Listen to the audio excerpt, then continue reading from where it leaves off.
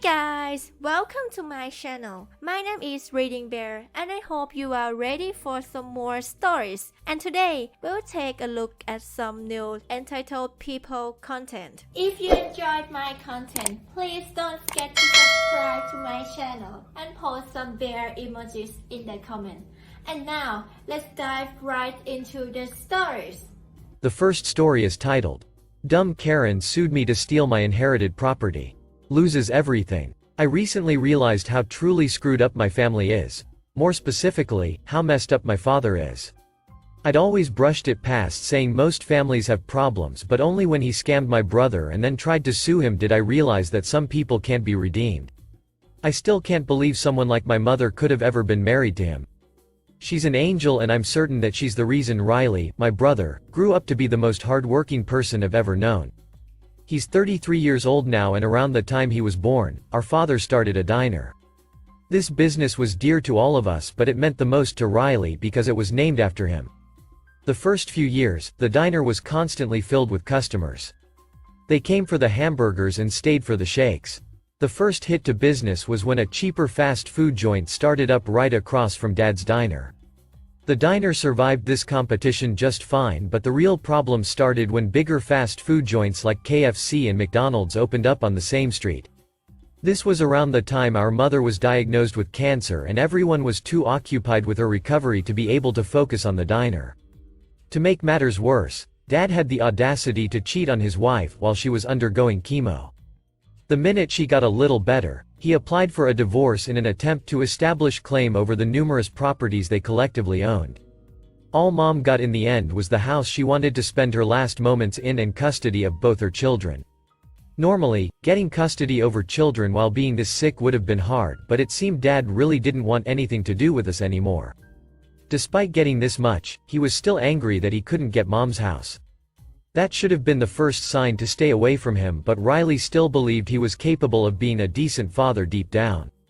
Really deep down at least. We had cut off all contact with him for a good long time. We weren't even invited when he got married for the second time. Riley stayed with our mom in her house for a long time. He looked after her during her weakest years. To our joy, she was victorious in her battle against cancer, but it definitely took a lot from her. Her body looked like it was half of what it used to be, but throughout everything, she was still her. This is what made it so hard to believe that a woman like that could be married to Dad. Just when I thought we had probably gotten away from him for good, Riley told me he happened to run into Dad when he visited the diner and ended up buying the damn thing.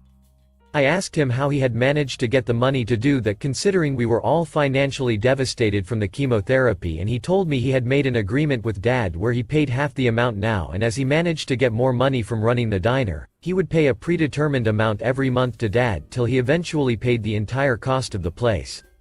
I could tell that Riley genuinely seemed to think that Dad had done him a favor, but my biggest concern was how slow business seemed. When I asked him about this, he told me that Dad showed him the accounts from the past few months and the profit seemed pretty good.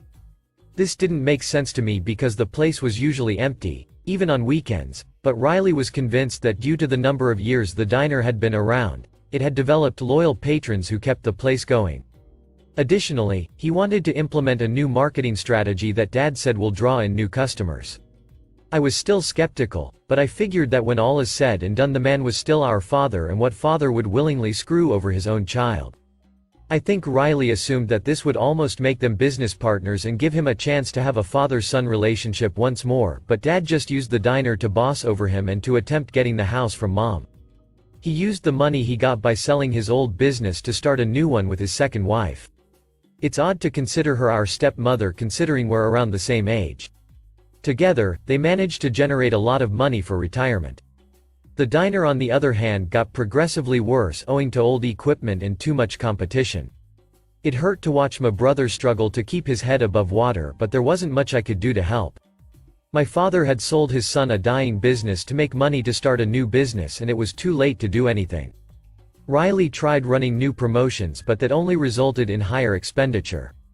After a few months, he was unable to keep paying Dad. We never would have guessed that Dad would actually sue his own son, but he did. He added Mom's house to the lawsuit. He said that's what his new wife wanted so they'd have the necessary resources to be able to run their business better, but even a person who had just met him could tell that greed was all that drove him. He saw this as another opportunity to get Mom's house, which he assumed was also registered under Riley's name. When Riley was staying with Mom to look after her when she was sick, Mom told Dad that she'll get the house transferred to her son's name so she wouldn't have to deal with her ex-husband anymore, but she was bluffing. Basically, Dad ended up adding a property that didn't even belong to Riley to the lawsuit. We pleaded with him to not go through with it. It didn't matter to him. He didn't even care if he could never see his grandchildren again. I was so angry, but I felt helpless at the same time because I couldn't stop him from suing my brother. Then, I realized there are other ways I could help him out. I contacted my friend who graduated top of his class in law school, and with his help, we managed to turn the case around. His lawsuit was declared void for involving a property that belonged to someone who isn't even part of the trial. Riley counter-sued him for falsely altering the accounts and cooking the books to trick him into buying a dying business. This was enough to significantly hamper his new business, but we didn't stop there. I reported him to the IRS the moment I found out he wasn't paying taxes for his new business. Even in the accounts he had given Riley, there was never any mention of tax, so it wasn't a far-fetched assumption that he was evading tax with his new business as well, and as it turns out, I was right. This resulted in the IRS seizing his business and shutting it down. He was required to pay a large fine as well, and this had him declare bankruptcy right before his retirement. I wanted to feel bad for him, but how could I when he tried to do the same to his own son? The next story is titled, I Don't Want the Car. I'm not a malicious person, though I do feel some joy reading this sub. First off, my dad was a great man, he was just dumb sometimes. Some background. I am one of the youngest from a very large family. My mom passed away when I was 10. My dad, bless his heart, was from the generation where the man worked, and the woman took care of everything at home. When my mom passed away, the responsibility of everything at home fell to the kids. By the time I was 11, I was regularly cooking dinner for 8 to 10 people. I had a long list of chores. Truly, it was fine. I'm sure I pitied myself some because my friends didn't have these responsibilities, but I really had a great childhood, minus the dead mom thing. When I was 16, my dad got me a car. I paid for gas with babysitting money, my dad paid for insurance and maintenance. I had to get my little sister and myself to and from school. I had to do the grocery shopping. I had to get the two of us to practices and meets. I had to run chores. I was responsible for driving her wherever she needed to go. My day consisted of getting to school, getting home, grocery store, making dinner if it was my turn, homework, practice, bed. Meets were on weekends. I never went out. I was never in trouble. I was an honors student. I'm not trying to toot my own horn, but I was a good kid. All was well, relatively. And then, my dad got a new girlfriend.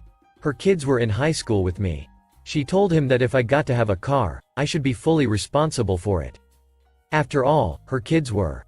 So, my dad sat me down and said, I've decided that if you want a car, you have to pay for it.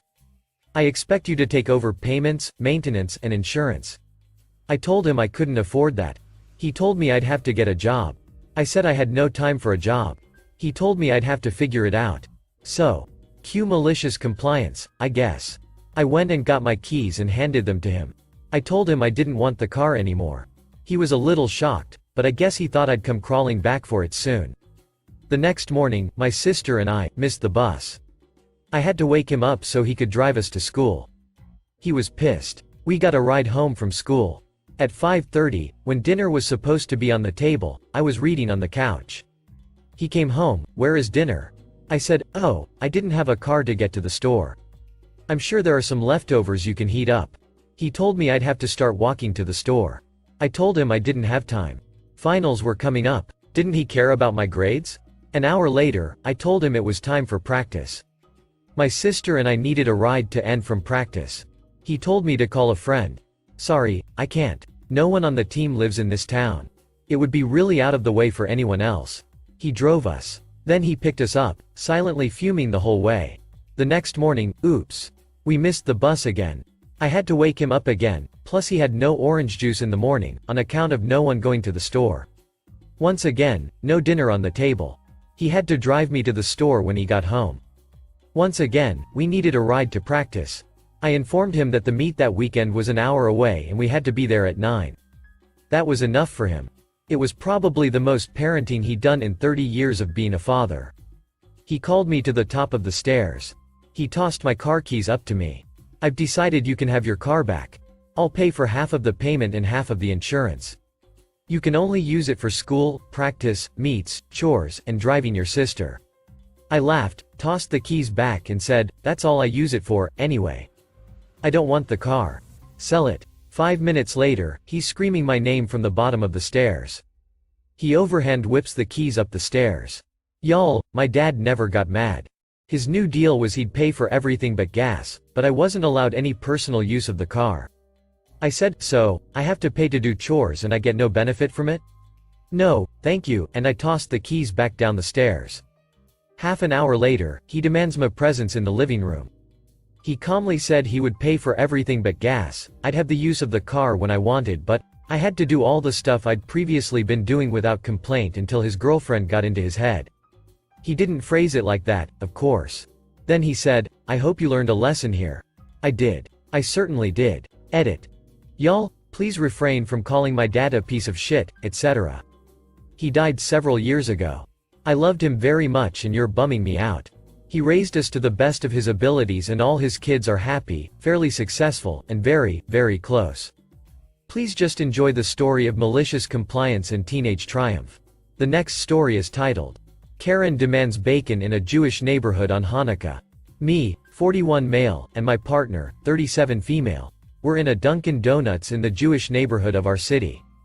I'm an atheist and my partner is Jewish and we were there to pick up donuts for a Hanukkah dinner with my in-laws when we hear a woman behind us complaining that they only had veggie bacon listed on the menu. My partner and I turn around to explain that they are in a Jewish neighborhood and that this is a kosher Dunkin' Donuts and there won't be any meat other than tuna in the store because of dietary restrictions. Before we could explain anything, this woman who looked like a shorter Peggy Bundy starts being sarcastic saying, "We're in X neighborhood. I didn't know that," and being very rude, so we just turned around. My partner called her a bitch and we continued to wait for our turn to order donuts. Meanwhile, she just kept complaining about the veggie bacon while her son, who was in his late teens, early 20s, kept knocking travel mugs off the display. We finally order and while we're waiting for our order we hear Discount Peggy arguing with the cashier about how she wants real bacon and why don't they have real bacon and how she can read the sign that says all the sandwiches have veggie bacon. We finally get our order and leave thinking we've seen the last of Discount Peggy, only see her at the street corner as she was coming out yelling to the people across the street asking if the Starbucks, which is also kosher, had bacon. That's when our light turned green and as we drove past her my partner called her a witch again, but I don't think it registered in her brain that we were referring to her because she was focused on finding bacon in a Jewish neighborhood. The last story is titled, I Moved Out and Took Everything. It became apparent to me last week that my roommates were trying to drive me out of the house to get one of their boyfriends in on my lease. When I told them I wanted to stay, they started staging incidents, messes around the house so they could yell at me for them, and it all came to a head when they called a meeting with me 2 days ago. One of them had to hold the other back as she screamed at me that she hated me and I was not welcome in the building. They proceeded to tell me that I contributed nothing to the house and wasted their space and that they had gotten in with the landlady and convinced her to not renew my lease in June. I told them I'd talk to the landlady and when they said they were the heads of the house I laughed and went on with my day. I spoke to the landlady and she acknowledged that they were out of hand and while she had given them the power to not renew my lease, she also said I could move out whenever and not pay for a single day I wasn't there. So, yesterday when my roommates both left to visit family, they are sisters, I immediately called everyone I knew and vacated the house of everything I owned. I took the curtains, the rugs, all the cat toys and even the cat tower that I had made with my mom. I took all of their things off my shelves and other furniture and stacked them in the middle of the now nearly empty living room. I snapped pictures of everything, handed the keys to the landlady and immediately ducked off. They won't be back to the house until tomorrow. I've blocked them on everything so I won't get any angry messages, but I'm sure their faces will be priceless when they come home to a half-empty house with hundreds of dollars in storage and furniture gone. So much for me not contributing anything to the house, now I actually don't. They also have to find someone else to take up the lease till boyfriend can move in when June comes around or they have to pick up my rent. Feels pretty good. Thank you for listening.